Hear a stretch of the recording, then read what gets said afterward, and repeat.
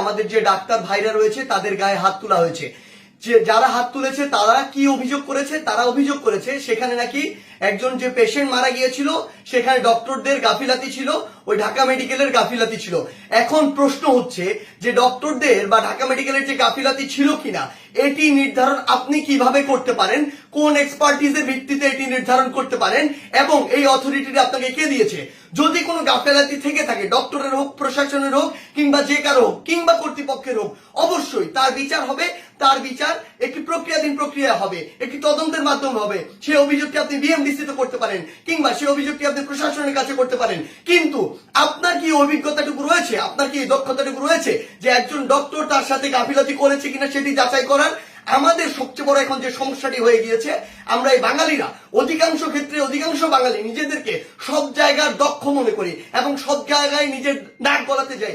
আপনি আমাকে একটি জিনিস বলুন, যে ডাক্তার 5 বছর ধরে এমবিবিএস পাস করলো, 1 বছর ইন্টার করলো, এরপর বছর বছর ধরে বিভিন্ন ডিগ্রি নিল, পড়াশোনা করলো, তিনি একজন পেশেন্টকে যেভাবে ডিল করেন, তিনি পেশেন্টের ভিতরের এবং বাইরের বিষয়গুলো যেভাবে জানেন, যেভাবে ট্রিটমেন্ট করেন, আপনি কিভাবে মনে করেন আপনি সেই পড়াশোনা না করে শুধু বাইরে থেকে দেখে নিজের চোখে যা মনে হলো তা দেখে তাকে একটি নির্দিষ্ট রেজাল্ট দিয়ে দিচ্ছেন, একটি নির্দিষ্ট ব্লেম দিয়ে দিচ্ছেন?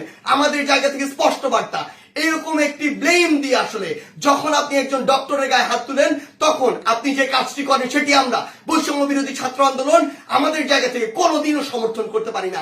আপনাদের যদি কোনো অভিযোগ থাকে সেই অভিযোগটি আপনি জানাতে পারতেন। আমরা জানি আমাদের এই পুরো প্রসেসটিতে, এই ছাত্র জনতার অভ্যুত্থানে ডক্টররা কিভাবে ওই হসপিটালের ভিতর থেকে, ওই ইমার্জেন্সি থেকে তাদের ভূমিকাটি রেখেছে।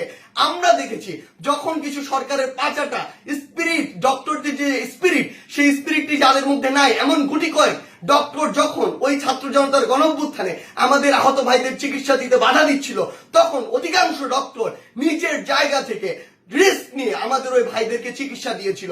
এমন অধিকাংশ ডক্টর রয়েছে যারা ডক্টরদের স্পিরিটটি ধারণ করে এবং আমাদের এই পুরো সময়টিতে আজকে পর্যন্ত আমার হসপিটালে যে আহত ভাইগুলো রয়েছে তাদেরকে নিরবিচ্ছিন্ন সেবা দিয়ে যাচ্ছে, নিজের কথা চিন্তা না করে। সেই জায়গায় যখন এরকম করে কোন একজন আমার ডক্টর ভাইয়ের উপর এভাবে হাতটি তুলে, আমরা এটি কখনো সমর্থন করতে পারি না। আমাদের জায়গা থেকে একদম স্পষ্ট একটি বার্তা, সেটি হচ্ছে যে আমরা প্রশাসনকে, মাননীয় স্বাস্থ্য উপদেষ্টা, ডিজি হেলথ সহ সকলকে একটি বিষয় স্পষ্ট করে বলতে চাই, আমাদের যারা মেডিকেলের ভাইরা রয়েছে, ইন্টার্ন ডক্টররা রয়েছে, কিংবা হসপিটালের যে ডক্টর ভাইরা রয়েছে, তাদের সাথে আমরা এই জায়গাটিতে একাত্মতা ঘোষণা করছি। তাদের নিরাপত্তার সর্বোচ্চ ব্যবস্থা করতে হবে। তারা দিনরাত 24 ঘন্টা আমাদের জন্য কাজ করছে, অথচ কেউ একজন চাইলো আর একটা ব্লেম দিয়ে তাদের গায়ে এসে হাত দিয়ে দিল, এটি আমরা আমাদের জায়গা থেকে কখনো মানতে পারি না। আমাদের জায়গা থেকে একটি স্পষ্ট বার্তা হচ্ছে তাদের এই নিরাপত্তার ব্যবস্থাটি করতে হবে। এবং গতকালকে ঢাকা মেডিকেলে যদি ওই পেশেন্টের মৃত্যুর জন্য কোনো কর্তৃপক্ষের হোক, ডক্টর হোক গাফিলাতি থেকে থাকে, তদন্ত সাপেক্ষে তার যেমন বিচারের আওতায় তাকে আনতে হবে। কিন্তু গতকালকে ওই আমার ডাক্তার ভাইয়ের গায়ে যে হাতটি তুলেছে, অপারেশন থিয়েটার থেকে বের হওয়া একজন ডক্টরকে, তার অবশ্যই দ্রুততম সময়ের মধ্যে তাকেও গ্রেফতার করে তাকেও বিচারের আওতায় আনতে হবে। আমাদের জায়গা থেকে স্পষ্ট একটি বার্তা, আইন নিজের হাতে তুলে নেওয়ার মতো অন্যায়টি যদি আপনি করেন তাহলে আপনার পক্ষে কোনোদিন আমাদের অবস্থান থাকবে না। ধন্যবাদ।